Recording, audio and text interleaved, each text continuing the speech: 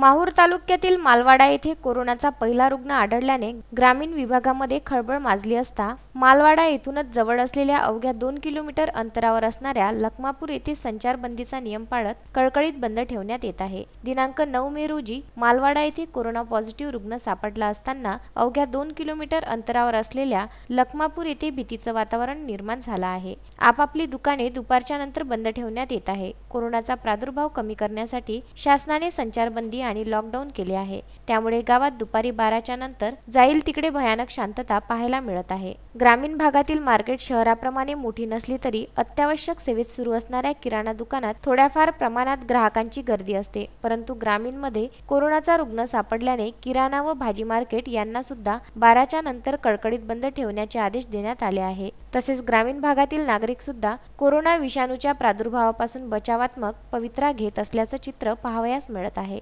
Vinod Jadhav, Vidarbha news, Lakhmapur.